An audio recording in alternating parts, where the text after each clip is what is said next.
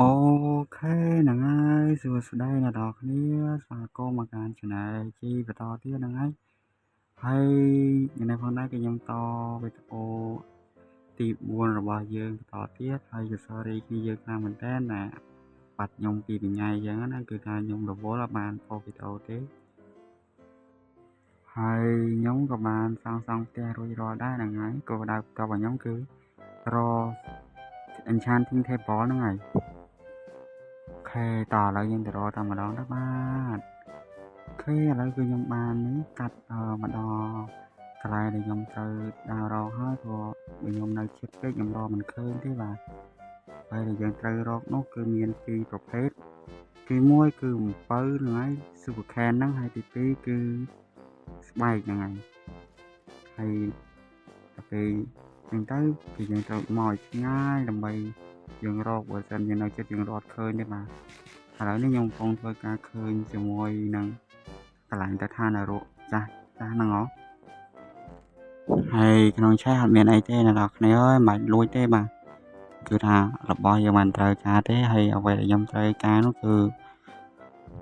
នេះណែដុំមីយើងក្រ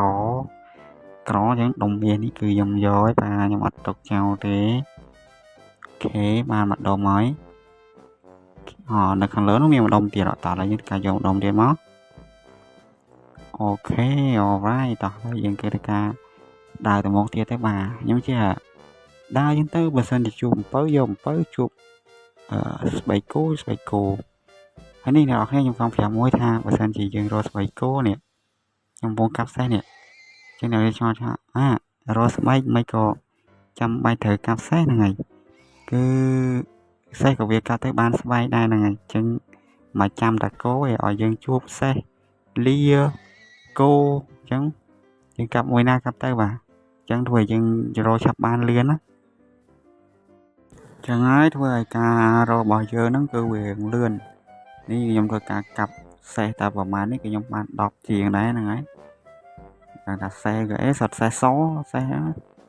បើសិនជាជីវិញនឹងអែមប៉ុណ្ណាប៉ុន្តែពេលនេះខ្ញុំមកត្រូវការជីសេះបាទចង់សេះសចង់ឲ្យវាឋានសួគ៌ទៀតក៏កាប់ដែរព្រោះតែការស្បែកអីហេដល់យើងដើរទៅមុខបន្តទៀតទៅដើម្បីរកsugar cane ជាមួយនឹងសេះហើយក៏គោក៏លាយើងបន្តទៀតដើម្បីបានស្បែកវាអញ្ចឹងណាយកទៅធ្វើជាសភៅយើងធ្វើការយកអាពួកអស់ហ្នឹងដើម្បីយកទៅធ្វើទូសភៅដើម្បីធ្វើអាកន្លែង enchanting table វាបាន level ធំហើយយើង enchant បានរបស់ល្អអញ្ចឹងណាអូឥឡូវនេះឃើញអាកាប់អំពៅមួយមកបាទឃើញអំពៅយកអំពៅនេះកុំឲ្យខាតឃើញអីយកហ្នឹងពេលយើងដើរអញ្ចឹងយើងសួរណាដល់គ្នាដែលឆ្ងល់ថាមិនខ្ញុំមិនដាំទៅបាទដាំអាចនឹងវានៅស៊ីពេលមកកន្លែងអញ្ចឹងហើយយើងអាចរកអីផ្សេងបានទេអញ្ចឹងយើងដើររកហ្មងទៅយើងអាចរកបានពីររបស់ផងបាទអូខេតោះយ៉ាកន្លែងនេះសេះមកកណោបាទតែជាសេះរកលាបានលានេះលាបួកទៀតងាប់គឺថានេះទៀតមកមានកពស់បាទមានអាពណ៌ជីចក់ផងពណ៌ជីចក់អាពណ៌អុចអូមានអាសប្រផេះលាយសផងអូតែស្រាប់តែជាស្បែករបស់យើងបាទស្បែកនេះចង់រតនានេះសាច់ពូងាប់បាទសល់មួយទៀតបាទពូនេះបប20 10ស្បែកជាងនេះ18ហើយ11ទៀតលើបមួយទៀតងាប់អូខេអញ្ចឹងខ្ញុំកាប់បានតែនេះហើយតោះយើងបន្តដំណើរទៅមុខទៀតទៅដល់ក៏លោកបានឃើញទៀត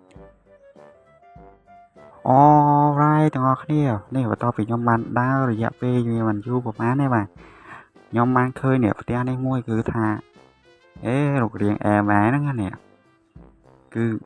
យ៉ាស្អាតជាងផ្ទះខ្ញុំទៀតបាទប៉ុន្តែស្គាល់ឲ្យសោកស្ដាយគឺថាផ្ទះនេះអត់ claim land ទេមិនដឹងថាគាត់មិន claim land ឬក៏ផ្ទះគាត់បោះបង់ចោលអីចឹងណាហើយខ្ញុំមិនដឹងទេហើយខ្ញុំអត់បានបើកមើលឆេះគាត់ទេជិះបើកមើលកុំអោយថាយើងមានដៃមានជើងអញ្ចឹងហ្នឹងហើយហ្នឹងបើសិនជាម្ចាស់ផ្ទះហើយក៏យើង អ្នកនរគ្នាបានឃើញហើយជួយ mention ទៅម្ចាស់ផ្ទះផងបាទបើផ្ទះនេះទុកចោលអីអូខេអ្នកនរគ្នាអាចតម្លាក់មកណាគេចង់បានផ្ទះហ្នឹងហើយខ្ញុំប្រាប់ location ហើយថាផ្ទះហ្នឹងនៅណាហើយបើសិនជាផ្ទះនេះគេមិនបោះបង់ចោលទេនេះនៅមានម្ចាស់ផ្ទះអូខេ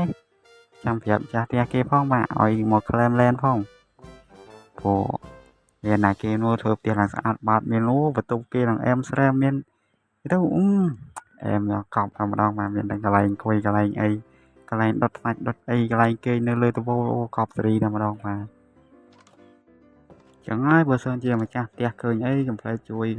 ប្រាប់ខ្ញុំនៅខាងក្រោមផងថាអូផ្ទះហ្នឹងអត់បោះបង់ចោលទេគ្រាន់តែភ្លេច claim land ឬក៏នេះបើសិនជាផ្ទះបោះបង់ចោលអូខេអ្នកនរគ្នាតម្លាក់ comment មកគេចង់បានហ្នឹងហើយ map អីបាទ map អីតែបើសិនជាម្ចាស់ផ្ទះគេអត់បោះបង់ចោលទេណាគេបោះគេហ្នឹងហើយមិនបោះយើងទេហ្នឹងហើយកុំចង់បានបោះគេតែបើគេបោះបង់ចោលយើងរើសទៅបាទ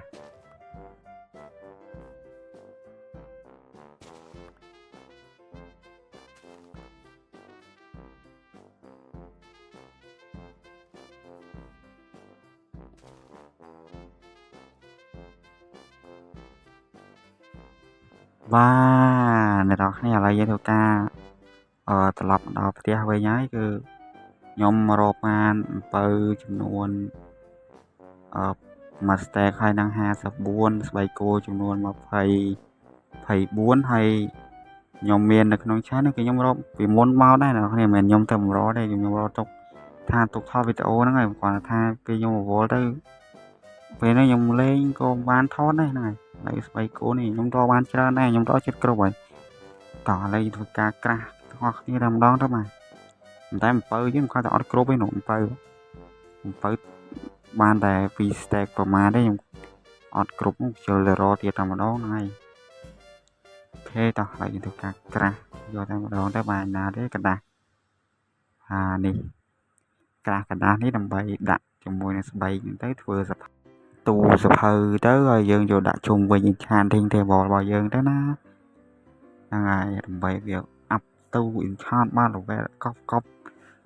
អែមស្រែមតែម្ដងបាទហើយឥឡូវយើងធ្វើការក្រាស់វាមកហ្នឹងមានក្រាស់មួយជាងទេបងប្អូននឹងធ្វើមិនតាមតំណាវាយើងជឿតាមតែមិនទេអូខេអញ្ចឹងពេលយើងក្រាស់រួចហើយយើងធ្វើការក្រាស់ជាមួយនឹងសភៅយើងមកយ៉ាបាន55សភៅទេតាមិនដឹងគ្រប់អត់ទេនេះ55ហើយទូសភៅយើងដូចជាត្រូវការមើលមួយខាង2 3មួយខាងមួយជាន់3 3 + 3 6 3ខាងទៅ18ហ្នឹងយើងត្រូវការ18ទូសភៅគឺគេគួរសមដែរអញ្ចឹងមួយទូត្រូវការសភៅ3 ដង8ដង54អូគ្រប់តែសល់សភៅមួយទៀតធ្វើ enchanting table យ៉ាគ្រប់ល្មមអត់ខ្វះអត់ទេតោះតែនឹងការក្រាស់ជាមួយនឹងទូសភៅណាយីមិនចុចខុសរហូតហ្មងហ្នឹងមែនចុចទៅចង់អាចឆេះនេះពេលវាគៀងវាចង់ដើរបងប្អូនឃើញពេលវាគៀងវាដើររត់ទៅឆេះវិញអញ្ចឹងហ្នឹងហើយតោះឥឡូវទៅការក្រាស់ជាមួយនឹងទូសភៅបាទកុំឲ្យអូសវេលាស៊ីពេកវេលាយូរព្រោះពេលវេលានេះពិតជាមានតម្លៃខ្លាំងណាស់សម្រាប់អ្នកនរគ្នាដែលបានខំចំណាយពេលមកអង្គុយមើលវីដេអូរបស់ខ្ញុំអូខេតោះវានឹងកម្មវិធី K18 តោះគ្រប់ឥឡូវយើងយកទៅដាក់នៅណាចាតោះយើងយកដាក់ក្នុងផ្ទះមកតោះដាក់ក្នុងផ្ទះយើងទៅដាក់កន្លែងចាស់ជាន់ក្រោមតោះខ្ញុំអត់តរៀបចំម៉ូតូខ្ញុំដាក់ជាន់ក្រោមនេះសិនអូខេតោះឥឡូវដាក់ជប់បាញ់ភ្លើងចោលសិនមកវាទៅដាក់ទៅនេះ1 2 3ខាងលើ1 2 3អូខេហើយខាងនេះដាក់ដូចគ្នាមកអូខេឥឡូវអ្នកនរគ្នាខ្ញុំមានអីប្រាប់មួយបើសិនជាយើងមានទូសភៅអញ្ចឹងឧទាហរណ៍យើងមានទូសភៅអញ្ចឹងហើយយើងដាក់ខុសករណីដែលយើងដាក់ខុសយើងលឿនពេក anh nàoគ្នាថាមានសភៅដល់ប៉ុណ្ណឹងអ្នកយើងថាស្ដាយឥឡូវខ្ញុំមានវិធីសាស្ត្រក្នុងការធ្វើវាបានដូចដើមយើងមិនប្រើសៀលថុច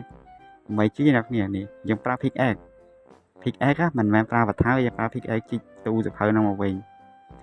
ហើយយើងបានសភៅដូចដើមមកវិញណាឥឡូវអ្នកគ្នាមើលសភៅខាងក្រោមខ្ញុំខ្លួនខ្ញុំនោះសភៅមានតែមួយឯងឥឡូវខ្ញុំចូលកាប់ហើយខ្ញុំចូលរើសវិញនេះណាអ្នកគេចាំមើលណានេះគឺខ្ញុំបាន4មកវិញឃើញទេហើយខ្ញុំប្រើ pickaxe កាប់អាទូនេះមួយទៀតនេះអូខេកាប់ហើយមាន4ឥឡូវខ្ញុំទៅរើសនេះបាន7គឺថានេះគឺជាល្បិចតិចតួចដែរដែលយើងអត់មានអី enchant សម្រាប់ដែលយើងដាក់ទូសភៅទៅយើងដាក់ខុសគឺយើងប្រើ pickaxe កាប់ហ្នឹងហើយដូចគ្នាបើសិនជាអ្នកនរគ្នាទៅលួចពីផ្ទះអ្នកភូមិទូសភៅអាកន្លែង library អ្នកភូមិ library អ្នកនរគ្នាអាចឃើញទូសភៅអីយក pickaxe កាប់ទៅយើងចំណេញបានទាំងទូមកយើងអត់ខាតកាប់បន្ថើកាប់ភាគច្រើនខណៈបាន2ខណៈបាន1អញ្ចឹងណាអញ្ចឹងវាអាចនឹងខាតអញ្ចឹងប្រើ pickaxe កាប់ទៅព្រោះយើងអត់មានសៀលថតអីដូចគេអញ្ចឹងទេហ្នឹងហើយយើងធម្មតាអូបាយឥឡូវយើងដាក់រួចហើយនេះសសភៅមួយតោះយើងទៅផលិតជាមួយនឹងខាងអូយក្នុង crafting table ចូលនិយាយ crafting table ហ្មងenchanting table តោះហើយយើងចូលជាមួយនឹង obsidian ហ្នឹងដូចជាត្រូវការ obsidian 4ជាមួយនឹង diamond 1ហ្នឹង diamond 1មកបាទអូខេនេះ diamond ខ្ញុំនៅលើ1អូខេតើយើងទៅក្រាស់មកអូខេជុំនេះណាអូវេគេត្រូវការ diamond 2បាទអូខ្ញុំយ៉ាវិញការវងវែងតែអានេះតិចតួចតាបាទនេះចេះវិញទៅកើតណានេះអូខេវុំណាបានណា crafting table នៅខ្ញុំហ្នឹងអូខេអូ crafting table ទៀត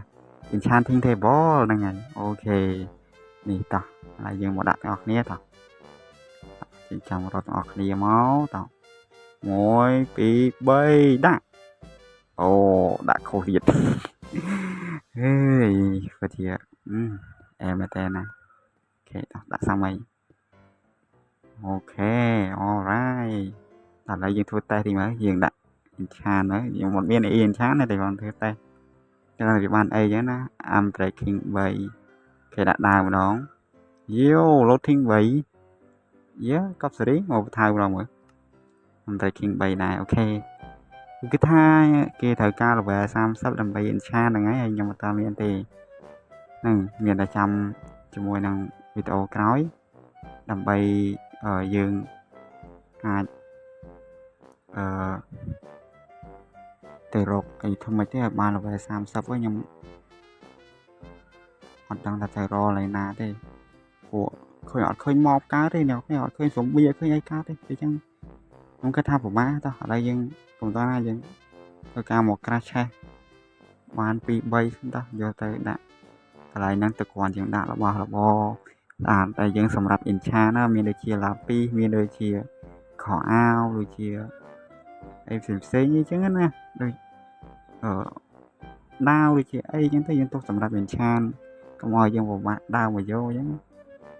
ខេខ្ញុំដាក់នៅក្នុងទៅដាក់ផលិតបាន3ដាក់3ខ្ញុំដាក់ខាងណាមួយទៀតដាក់លើនេះមួយទៀតអូខេនេះជប់ខាងលើនេះខ្ញុំវាយចោលវិញថាខ្ញុំទុកដាក់ខាងលើនោះទុកដាក់ Grind Stone មួយហើយនឹង Anvil មួយហ្នឹងហើយចឹងដាក់2បានហើយមួយទៀតនេះដាក់ក្រៅដាក់លើចាស់នេះអូខេហើយថាអា level 30ហ្នឹងគឺពិបាកយកខ្លាំងមែនតើហ្នឹងហើយឥឡូវយើងទៅការដុតសាច់ចោលសិនទៅចាំវីដេអូក្រោយយើងគិតទៀតហើយអូខេអ្នកនរគ្នាហ្នឹងហើយគឺវីដេអូយើងមានតែប៉ុណ្្នឹងទេហើយដើម្បីមានវិធីសាស្ត្រណារក level 30អស់ហើយជួយប្រាប់ខ្ញុំផងនៅខាងក្រោម comment ហ្នឹងមកបាទអូខេជម្រាបលាបាយបាយហើយសិនជាមានអ្វីអាចជាចំណេះដឹងអីប្រាប់ខ្ញុំគឺជួយប្រាប់ខ្ញុំនៅខាងក្រោមហ្នឹងផងកុំឲ្យតែគណៈថាយើងលេងទៅយើងអត់សូវដឹងគឺខ្ញុំមិនមែនដឹងទាំងអស់ទេហ្នឹងហើយគឺដឹងខ្លះអត់ខ្លះអញ្ចឹងអ្នកដឹងជួយប្រាប់ផងអូខេបាយ